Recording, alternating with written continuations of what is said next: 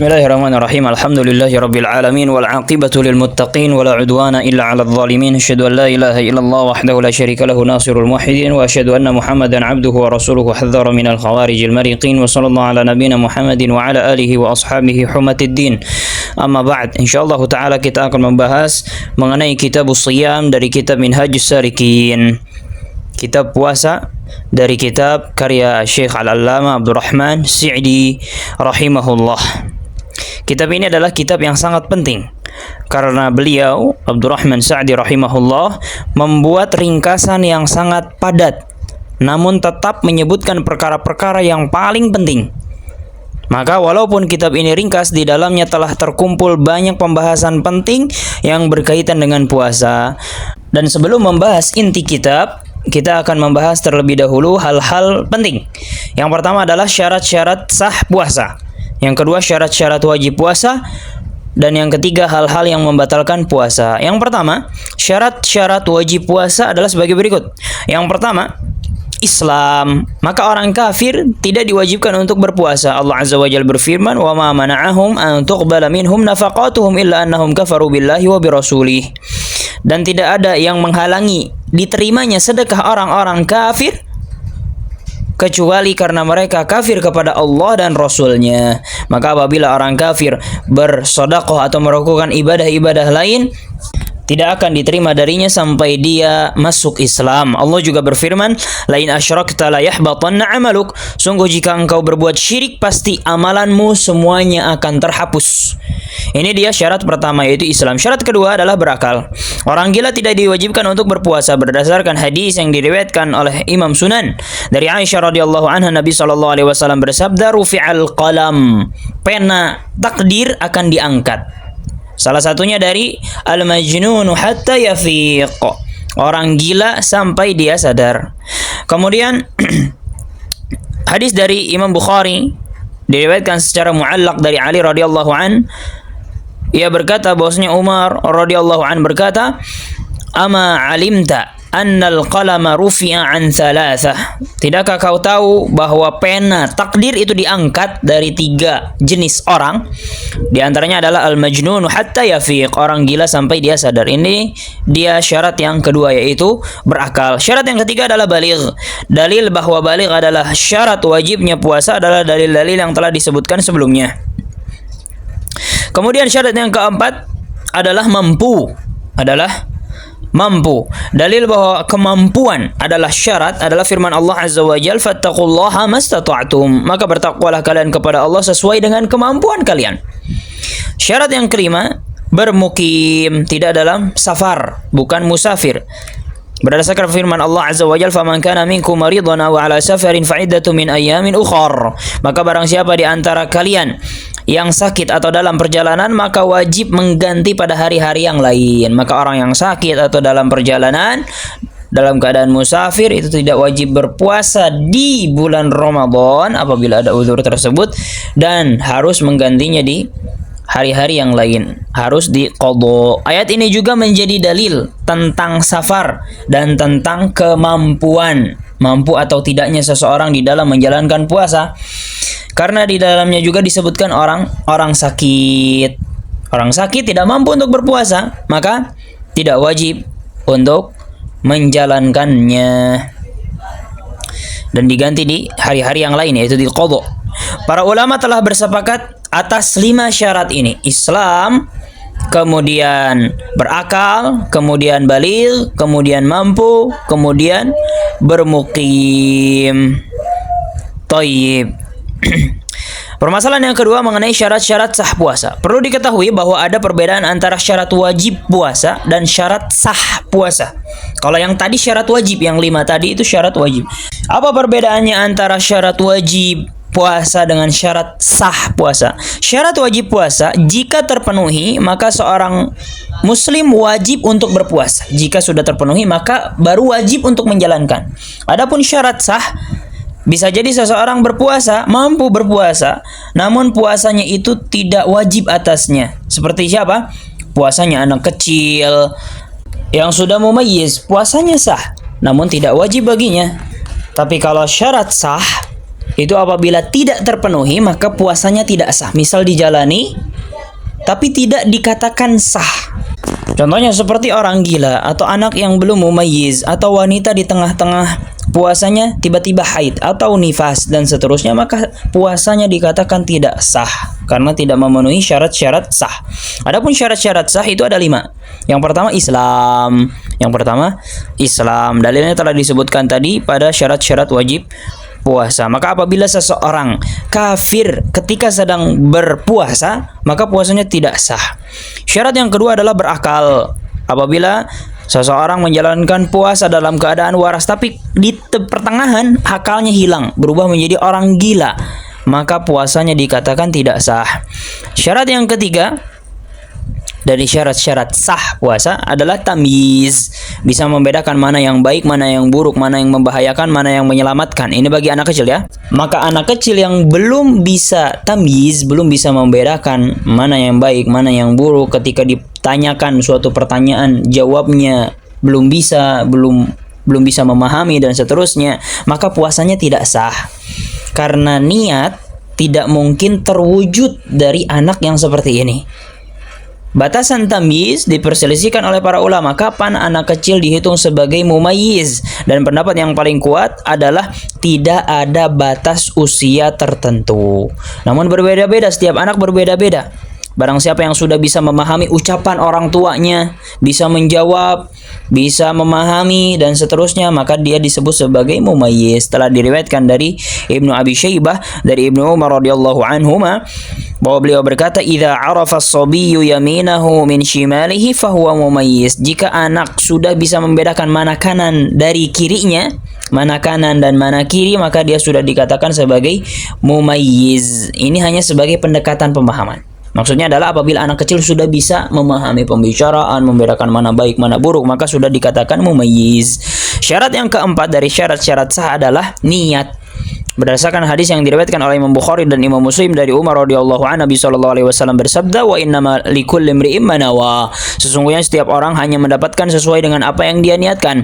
Dan syarat yang keempat ini, yaitu niat, telah dinukilkan ijma', sepakat para ulama bahwasanya niat itu termasuk dari syarat sahnya puasa, sebagaimana yang dinukilkan oleh Ibnu Qudamah rahimahullah.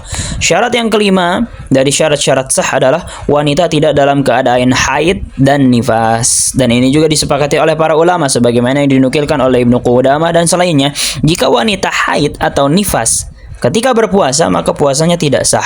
Hal ini ditegaskan dalam hadis Aisyah radhiyallahu anha dalam Sahih Al-Bukhari dan Sahih Muslim, "Annal haidha la tusalli wa la tasum." Bahwasanya wanita haid itu tidak salat dan tidak berpuasa. Makna ini juga ditegaskan dalam hadis Abu Sa'id radhiyallahu anhu dalam Sahih Bukhari dan Sahih Muslim. Kemudian pembahasan yang ketiga mengenai pembatal-pembatal puasa, dan jumlahnya ada 9. Pembatal yang pertama adalah makan, minum, dan segala sesuatu yang termasuk makanan dan minuman. Allah Azza wa Jalla berfirman, "Wa kulu washrabu hatta yatabayyana lakumul khaytul abyadu minal khaytil aswadi minal fajr." Dan makan serta minumlah sampai jelas bagi kalian benang putih dari benang hitam, yaitu fajar.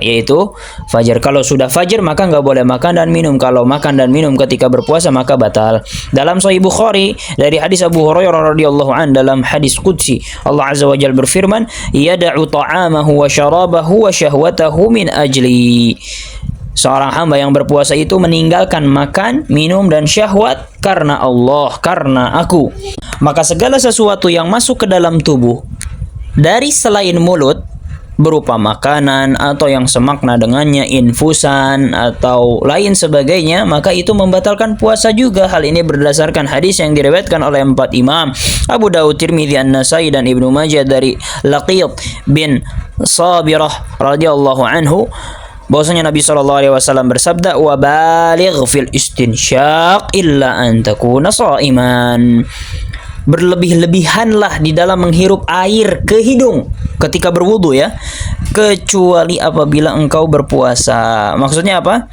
Segala sesuatu yang dihukumi sebagai minum atau makan itu bisa membatalkan puasa, karena air bisa masuk melalui hidung. Dan hal ini semakna dengan minum, masuk dan dihukumi sebagai minum. Pembatal ini disepakati oleh para ulama dan dalilnya telah disebutkan. Tayyib, pembatal yang kedua adalah jima', berhubungan suami istri. Dalilnya adalah hadis dalam Sahih Bukhari dan Sahih Muslim dari Abu Hurairah radhiyallahu an, ketika ada seorang laki-laki berkata, "Celaka aku wahai Rasulullah." Lalu Nabi SAW bersabda, "Apa yang mencelakakanmu?" Lalu sahabat ini atau laki-laki ini berkata, "Aku menggauli istriku di siang hari Ramadan." Ini menunjukkan bahwasanya ijma' dan berhubungan suami istri pada saat sedang berpuasa itu membatalkan. Dan dalam hadis Sahih Bukhari dari Abu Hurairah radhiyallahu an, dalam hadis qudsi Allah azza wa jalla berfirman, "Yad'u ta'amahu wa syarabahu wa syahwatahu min ajli." Seorang yang berpuasa itu meninggalkan makan dan minum dan syahwatnya karena aku. Yang dimaksud dengan jima' adalah terjadinya masuknya antara kemaluan suami ke kemaluan istri walaupun tidak sampai keluar mani. Ini berdasarkan kesepakatan para ulama. Pembatal yang ketiga adalah keluarnya mani karena bersentuhan atau bermesraan. Apabila suami istri melakukan mesra-mesra dan lain sebagainya sampai keluar mani, maka ini bisa membatalkan puasa. Maka barang siapa yang mengeluarkan mani karena mubasyarah, bersentuhan langsung dengan istri seperti bercium, meraba dan lain sebagainya, maka puasanya batal berdasarkan kesepakatan para ulama. Ijma' ini, kesepakatan ini disebutkan oleh Al-Baghawi dalam Syarah As-Sunnah, begitu pula oleh Ibnu Qudamah. Maka tidak ada perselisihan dalam hal ini. Adapun keluarnya mani tanpa disengaja karena mimpi basah misal, maka tidak membatalkan puasa. Apabila seseorang habis sholat subuh tidur, bangun ketika mendekati zuhur ternyata banjir karena mimpi basah, apakah puasanya batal? Tidak. Ini berdasarkan kesepakatannya para ulama seperti yang dinukilkan oleh Ibnu Qudamah rahimahullah. Pembatal yang keempat adalah tekad atau niat kuat untuk membatalkan puasa. Dalam hati sudah niat, batal aja hari ini. Bertekad, sudah aku hukumi puasaku batal. Maka hal ini juga bisa membatalkan puasa. Walaupun baru niat, belum makan minum, belum berjima dan lain sebagainya, sudah niat untuk membatalkan puasa saja, tekad kuat untuk membatalkan puasa dalam hati itu membatalkan puasa. Sebagaimana ini adalah pendapatnya 4 mazhab. Namun jika seseorang berkata, jika air datang, mungkin aku berbuka dan mungkin tidak. Jadi misal di rumahnya tidak ada galon, dia lupa sahur, dan galon di warung sudah habis misal. Terus dia berkata, jika ada galon nanti siang, bisa jadi aku buka, bisa jadi tidak. Kalau aku kuat, aku lanjutkan puasaku. Tapi aku tidak kuat, maka aku berbuka. Maka ini adalah niat yang ragu-ragu, tidak dihukumi sebagai niat yang kuat membatalkan puasa. Ini masih niat ragu-ragu. Menurut pendapat yang benar, hal ini tidak sampai membatalkan puasa. Akan tetapi jika seseorang berkata, aku benar-benar berniat membatalkan puasa jika air galon datang, lalu air galon tersebut datang, ada di warung, maka ia dihukumi sudah membatalkan puasanya. Karena puasa adalah menahan diri yang disertai dengan niat. Sedangkan orang ini menahan diri tanpa niat. Dia nahan diri tapi tidak disertai dengan niat. Dan ini adalah pendapat 4 mazhab. Pembatal yang kelima adalah sengaja muntah. Hal ini membatalkan puasa menurut 4 mazhab. Dalilnya adalah perkataan Ibnu Umar radhiyallahu anhu yang diriwayatkan oleh Imam Malik dalam Al-Muwatta. Beliau berkata, "Man istaqa'a fa'alaihi al-qada' wa man dhara'ahu al-qai'u fala qada'a 'alaihi." Barang siapa yang sengaja muntah, maka wajib ia untuk mengqadha puasa. Tapi barang siapa yang muntah tanpa disengaja, maka tidak wajib untuk mengqadha. Hadis ini juga diriwayatkan dari Abu Hurairah radhiyallahu an secara marfu, namun tidak sahih. Hadis tersebut dilemahkan oleh Imam Ahmad dan selainnya. Pembatal yang keenam adalah hijamah, bekam. Telah diriwayatkan oleh 5 imam hadis kecuali At-Tirmidzi dari Shaddad bin Aus radhiyallahu anhu, anna Nabi sallallahu alaihi wasallam marra ala rajulin yahtajimu faqala aftara al-hajim wal mahjum. Bahwasanya Nabi sallallahu alaihi wasallam melewati seorang yang sedang dibekam. Lalu beliau bersabda, telah batal puasa orang yang membekam dan orang yang dibekam. Ini adalah pendapat Imam Malik dan hadis ini dinilai sahih oleh Imam Ahmad dan selainnya dari kalangan ulama. Pembatal yang ketujuh adalah murtad. Pembatal yang ketujuh adalah murtad, keluar dari Islam. Semoga Allah Azza wa Jalla melindungi kita dari kemurtadan. Murtad itu membatalkan puasa dan ini berdasarkan kesepakatan para ulama sebagaimana yang disebutkan oleh Ibnu Qudamah rahimahullah, karena Allah Azza wa Jalla berfirman, la in asyrakta la yahbatanna 'amaluk. Jika engkau berbuat syirik maka amalanmu seluruhnya akan terhapus. Pembatal yang ke-8 adalah kematian. Hal ini disebutkan oleh ulama Hanabilah, menyebutkan bahwa kematian termasuk sebagai pembatal puasa. Namun faidah ini akan disebutkan di permasalahan yang akan datang insyaallah. Jika ada seorang laki-laki yang sedang berpuasa nazar itu misal apabila aku mendapatkan nilai ujian 100 maka aku akan berpuasa. Nah, ini nazar. Apabila seorang lelaki sedang berpuasa nazar lalu ia meninggal pada waktu asar, maka walinya wajib untuk menggantikan puasanya karena puasanya telah terputus dan rusak dengan sebab kematian. Pembatal yang ke-9 adalah haid dan nifas. Dan ini telah disebutkan di faedah sebelumnya. Dengan demikian telah jelas bagi kita apa itu syarat-syarat wajib puasa, syarat-syarat sah puasa, pembatal-pembatal puasa. Lalu kita akan masuk ke inti kitab. Berkata Syekh Abdurrahman As-Sa'di rahimahullah, al-aslu fihi qauluhu ta'ala. Dalil yang melandasi ibadah puasa adalah firman Allah Azza wa Jalla, ya ayyuhalladzina amanu kutiba alaikumusiyam kama kutiba alal ladzina min qablikum. Wahai orang-orang yang beriman, telah diwajibkan bagi kalian untuk berpuasa sebagaimana yang telah diwajibkan untuk orang-orang sebelum kalian. Wa yajibu siyamu Ramadan ala kulli muslimin balighin aqilin qadirin ala as-shaumi bi ru'yatil hilali aw bi ikmali sya'ban 30 yawman. Wajib untuk berpuasa Ramadan untuk setiap, ini dia syaratnya, muslim, baligh, berakal, mampu dan melihat hilal. Apabila hilal tidak terlihat maka disempurnakan bulan Sya'ban sebanyak 30 hari. Selain dari firman Allah Azza wa Jalla yang menunjukkan bahwasanya puasa juga wajib adalah bahwasanya puasa dimasukkan ke dalam rukun Islam. Dalam Bukhari dan Muslim dari hadis Ibnu Umar radhiyallahu anhu, Nabi sallallahu alaihi wasallam bersabda, "Bunyal Islamu ala khamsin, syahadati an la ilaha illallah wa anna Muhammadan Rasulullah wa iqamis shalah wa ita'iz zakah wal haji wa shaumi Ramadan." Islam itu dibangun di atas 5 perkara. Yang pertama, bersaksi bahwasanya tiada ilah yang berhak disembah kecuali Allah dan bahwasanya Muhammad sallallahu alaihi wasallam adalah rasulnya. Yang kedua adalah menegakkan salat, yang ketiga menunaikan zakat, yang keempat berhaji, yang kelima berpuasa Ramadan. Hal ini menunjukkan bahwasanya puasa termasuk dari rukun Islam. Dengan demikian, puasa hukumnya wajib karena adanya perintah dalam ayat yang tadi disebutkan dan karena puasa termasuk dari rukun Islam. Para ulama juga telah bersepakat akan wajibnya puasa. Kemudian Syekh berkata, dan puasa Ramadan itu wajib atas setiap siapa saja.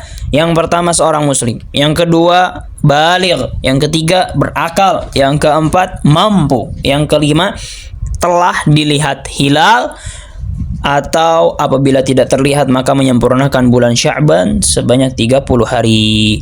Pembahasan tentang syarat Islam, syarat baligh, syarat berakal dan syarat mampu telah dijelaskan tadi di awal. Berkata Syekh, ru'yatu hilalihi au ikmali Sya'ban 30 yawman. Qala Rasulullah sallallahu alaihi wasallam, idza ra'aitumuhu fasumu wa idza ra'aitumuhu fa'aftiru fa in ghumma 'alaikum faqduru lah. Muttafaqun alaih. Wa fi lafdhin faqduru lahu 30 wa fi lafdhin fa akmilu 'iddata Sya'ban 30 yawman. Rawahul Bukhari. Melihat hilal atau dengan menyempurnakan Sya'ban sebanyak 30 hari. Inilah syarat yang kelima. Yang tadi disebutkan wajib apabila terlihat hilal Ramadan, atau apabila tidak terlihat maka menyempurnakan bulan Sya'ban sebanyak 30 hari. Berdasarkan sabda Nabi SAW, apabila kalian melihat hilal maka berpuasalah. Dan apabila kalian melihat hilal Sya'ban maka berbukalah. Maksudnya apa? Idul Fitri. Namun apabila hilal tersebut tertutup maka sempurnakanlah bulan tersebut sebanyak 30 hari. Dan di hadis yang lain atau lafaz yang lain, faqduru lahu 30. Hitung hari bulan tersebut sampai 30 hari. Di hadis yang lain, di lafaz yang lain, fa akmilu iddata sya'bana 30 yauman. Sempurnakan jumlah hari Sya'ban 30 hari. Rawahul Bukhari, diriwayatkan oleh Imam Bukhari. Dengan demikian Ramadan ditetapkan puasanya dengan salah satu dari dua perkara, yaitu melihat hilal atau dengan menyempurnakan bulan Sya'ban menjadi 30 hari. Yang pertama, melihat hilal. Hal ini berdasarkan riwayat yang dikeluarkan oleh dua imam, yaitu Bukhari dan Imam Muslim, dari Ibnu Umar radhiyallahu anhuma, bahwasanya Nabi sallallahu alaihi wasallam bersabda, "Sumu li ru'yatihi wa aftilu li ru'yatihi." Berpuasalah kalian karena melihat hilal dan berbukalah kalian karena melihat hilal Sya'ban. Dan ini juga telah disepakati oleh para ulama sebagaimana yang dinukilkan oleh Ibnu Qudamah rahimahullahu taala dan dinukilkan oleh selain beliau. Cara yang kedua untuk menetapkan Ramadan adalah dengan menyempurnakan bulan Sya'ban menjadi 30 hari. Dan pendapat ini dipegang oleh 4 madhab. Dalilnya adalah hadis yang dikeluarkan oleh Imam Bukhari dari Abu Hurairah radhiyallahu anhu, Nabi sallallahu alaihi wasallam bersabda, "Fa in ghumma 'alaikum fa akmilu iddata Sya'bana 30 yauman." Jika tertutup hilal dari pandangan kalian, maka sempurnakanlah bilangan Sya'ban menjadi 30 hari. Dan di masa sekarang telah tersebar bahwa banyak negara di dunia Islam berpuasa dengan menggunakan perhitungan astronomi, hisab. Padahal puasa dengan perhitungan astronomi atau hisab, melihat bintang, itu tidak ada artinya dan tidak sah menjadikan perhitungan astronomi sebagai dasar dalam penetapan masuknya bulan dan wajibnya puasa. Dan hal ini berdasarkan beberapa alasan. Alasan yang pertama, hal tersebut atau melihat perhitungan astronomi menyelisihi nas syar'i, menyelisihi dalil, karena Nabi SAW bersabda, "Sumu li ru'yati wa aftiru li ru'yati."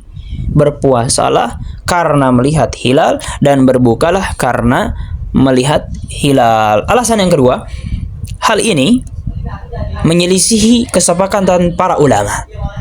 Para ulama telah bersepakat, dinukilkan oleh Ibnu Abdul Bar dan Syekhul Islam Ibnu Taimiyah serta Ibnu Hajar, bahwa tidak boleh bergantung pada perhitungan hisab dalam penetapan puasa. Alasan yang ketiga, hisab falaki atau perhitungan hisab astronomi sudah ada pada masa salaf, sebagaimana yang dijelaskan oleh Ibnu Abdul Bar dan selainnya. Namun meskipun demikian, meskipun sudah ada, salafus soleh tidak memperhatikannya dan tidak menjadikannya sebagai pegangan untuk menetapkan kapan Ramadan. Hal ini menunjukkan bahwa perhitungan astronomi atau hisab falaki memang tidak dijadikan dasar untuk menetapkan kapan Ramadan dan kapan selesai Ramadan. Perlu diketahui bahwasanya syariat dalam permasalahan puasa menggantungkan kewajiban pada melihat. Jadi wajib atau tidaknya puasa tergantung ru'yah, melihat hilal, sehingga tidak ada unsur memberatkan sebagaimana dalam hadis, "In ra'aitumuhu fasumu wa in lam tarauhu fala tasumu." Jika kalian melihat hilal maka puasalah, dan jika kalian tidak melihat maka janganlah berpuasa. Maksudnya, yang dijadikan patokan bukanlah keberadaan bulan secara hitungan atau teori, tetapi apa yang benar-benar terlihat melalui ru'yah. Hal ini berbeda dengan penentuan waktu sholat 5 waktu. Dalam sholat yang menjadi tujuan syariat adalah benar-benar masuknya waktu sholat. Karena itu apapun cara yang bisa digunakan untuk mengetahui masuknya waktu sholat, seperti jam, jadwal, perhitungan, boleh dijadikan sebagai pegangan. Adapun dalam puasa, syariat tidak menjadikan masuknya bulan secara hitungan atau teori sebagai patokan, tetapi menjadikan ru'yah, melihat hilal, sebagai dasar masuknya wajibnya puasa. Oleh karena itu, secara syariat, bulan belum dianggap masuk kecuali setelah hilal benar-benar terlihat. Berkata Syekh Abdurrahman Sa'di, wa yusamu bi ru'yati adlin li hilalihi wa la yuqbalu fi baqiyati syuhuri illa adlan. Dan puasa itu dilaksanakan apabila seseorang melihat hilal, seseorang yang adil, yang terpercaya melihat hilal. Dan untuk penentuan masuknya bulan-bulan selain bulan Ramadan itu butuh 2 orang. Jadi untuk menentukan masuknya bulan Ramadan itu hanya butuh 1 orang yang menyaksikan hilal. Tapi kalau untuk menentukan masuknya bulan-bulan selain Ramadan itu butuh 2 orang. Maka dalam penentuan masuknya bulan selain bulan Ramadan, wajib ada 2 orang saksi. Hal ini berdasarkan ijma', kesepakatan para ulama, dinukilkan oleh Imam At-Tirmidzi, Ibnu Abdul Bar, Ibnu Qudamah, dan ulama lainnya. Maka dalam seluruh bulan, baik bulan Dzulhijjah, bulan Sya'ban, maupun bulan-bulan lainnya, harus ada 2 orang saksi. Adapun bulan Ramadan, maka menurut pendapat yang paling kuat dari 2 pendapat ulama, cukup dengan kesaksian 1 orang yang adil, yang terpercaya. Hal ini berdasarkan hadis yang diriwayatkan oleh Abu Dawud dari Ibnu Umar radhiyallahu anhuma. Beliau berkata, "Tara an-nasul hilala fa akhbartu an-nabiy sallallahu alaihi wasallam anni ra'aituhu fa shama wa amara an-nasa bisiyami." Orang-orang berusaha melihat hilal, lalu aku, kata Ibnu Umar radhiyallahu an, mengabarkan kepada Nabi sallallahu alaihi wasallam bahwasanya aku telah melihat hilal, maka beliau pun berpuasa dan memerintahkan manusia untuk ikut berpuasa. Pendapat ini dipegang oleh Imam Syafi'i, dalam salah satu pendapatnya Imam Ahmad, dalam salah satu riwayatnya, dan juga merupakan pendapat Abdullah bin Mubarak. Berkata Syekh Abdurrahman Sa'di rahimahullah, wa yajibu tabhitun niyyati li siyamil fard wa amma an-naflu fayajuzu biniyatin minan nahar. Wajib untuk menumbuhkan niat di malam hari apabila ingin puasa wajib, puasa Ramadan. Adapun puasa-puasa sunnah maka boleh menghadirkan niat saat siang hari. Wajib bagi orang yang ingin berpuasa wajib, dari itu Ramadan atau nazar dan lain sebagainya, untuk berniat sejak malam harinya. Hal ini karena kita dituntut untuk berpuasa 1 hari penuh, sejak terbit fajar hingga terbenamnya matahari. Maka pada seluruh waktu tersebut wajib meninggalkan hal-hal yang membatalkan puasa dengan niat. Jika seseorang baru berniat setelah masuk waktu puasa, 1 jam atau 2 jam setelah subuh misal, baru menumbuhkan niat, berarti ia tidak berpuasa sehari penuh. Maka inilah mengapa wajib untuk menghadirkan niat di malam hari. Kita diperintahkan untuk berpuasa sebulan penuh. Dan dalam kaidah disebutkan, ma la yatimul wajibu illa bih fahuwa wajib. Amalan wajib apabila tidak akan bisa terlaksana kecuali dengan hal lain, maka hal lain ini juga dihukumi wajib. Oleh karena itu, wajib meniatkan puasa sejak malam hari, karena dengan menghadirkan niat di malam hari, puasa kita menjadi sempurna dan bisa terlaksana. Kapan itu? Malam hari kapan itu? Yaitu sebelum fajar. Bebas, sebelum fajar intinya. Karena itulah diriwayatkan secara marfu, la siyama liman lam yufridhu minal lail. Tidak ada puasa. Puasa seseorang tidak sah bagi orang yang tidak meniatkan di malam harinya. Hadis ini sudah datang dari riwayat Ibnu Umar dan Hafs radhiyallahu anhuma. Namun hadis tersebut tidak sahih secara marfu dan sahih secara mauquf. pada Ibnu Umar dan Hafsah. Sebagaimana dijelaskan oleh Imam An-Nasai dan selainnya. Artinya, hadis tersebut berstatus mauquf, perkataan sahabat, bukan marfu, bukan perkataan Nabi. Pendapat ini dipegang oleh Imam Malik, Imam Syafi'i, dan Imam Ahmad. Adapun puasa sunnah, maka tidak wajib berniat sejak malam hari. Karena telah datang dari Rasulullah SAW bahwa beliau tidak meniatkan puasa sunnah sejak malam, sebagaimana dalam hadis Aisyah radhiyallahu anha diriwayatkan oleh Muslim. Ia berkata, dakhala alaina an-nabiy sallallahu alaihi wasallam faqala hal 'indakum syai'un qulna la faqala fa inni idzan sha'im. Nabi SAW masuk ke rumah Aisyah lalu bertanya, apakah ada makanan? Lalu Aisyah menjawab, tidak ada. Maka Nabi SAW berkata, kalau begitu aku berpuasa. Di siang hari niatnya. Juga diriwayatkan oleh Imam At-Tahawi dari Ibnu Mas'ud dan Ibnu Abbas radhiyallahu anhuma bahwa keduanya berniat puasa pada siang hari. Annahuma ansha'a an-niyata minan nahar. Ibnu Mas'ud dan Ibnu Abbas meniatkan puasa sunnah di siang hari. Dan juga diriwayatkan oleh Ibnu Abi Syaibah dari Hudzaifah radhiyallahu anhu melakukan demikian juga. Maka inilah yang datang dari para sahabat radhiyallahu an, juga datang dari Rasulullah sallallahu alaihi wasallam. Ini juga pendapat yang diambil oleh Abu Hanifah, Asy-Syafi'i, Ahmad. Namun berbeda dengan pendapat Imam Malik dalam permasalahan niat puasa sunnah. Wallahu a'lam. Ilahuna walhamdulillah.